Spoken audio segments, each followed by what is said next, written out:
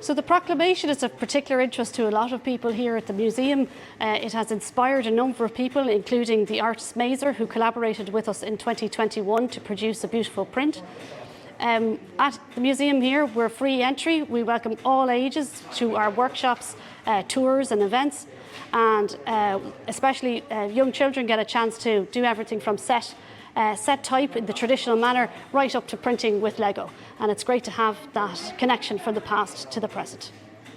This is a Wharfdale letterpress stop cylinder printing machine manufactured around 1860, 1870. It's a similar machine to the one that was purchased by James Connolly in 1916 to print the original 1916 Proclamation. When James Connolly got his machine, the three guys that were going to print for him, two compositors, Liam O'Brien and Malloy, and also the printer was Christy Brady.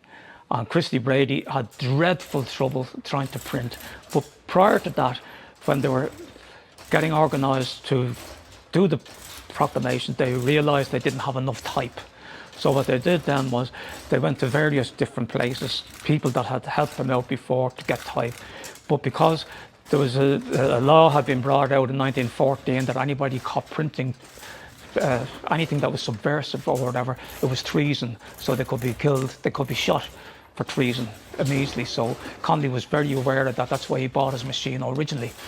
But they tried going to different people that had done printing for them before, but the British Army and the police had gone and taken all the type that they had away, except for some standing forms that were there.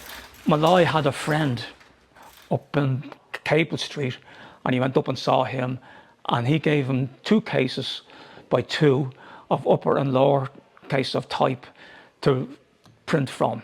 But the thing about it, the amazing thing about it, is that the guy that gave him the type was a chap called West, who had a printing company up off Cable Street, and West was an Englishman. So an Englishman actually supplied the type for them to successfully print the proclamation on their machine like this. I'm looking at a replica of the Proclamation of the Irish Republic.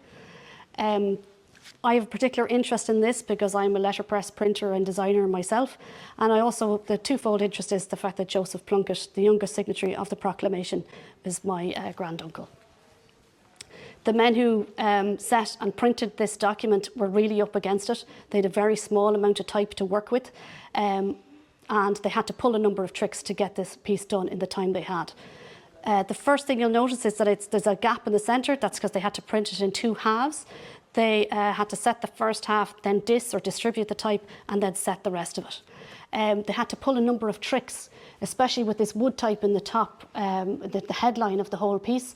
You'll see or is not, the or of Irish is in fact not an or, but was a P with some, what would you call it, wax added to make up that letter. The C at the end is in fact not a C, but was an O chopped out to give that piece. And then as you see, come through the type, you start seeing little differences. And the main thing was the E's. They ran out of E's in the case they had, and they had to start using other E's as we go through. And the only actual typo is here in the last paragraph, the first line, we have an upside down E in the.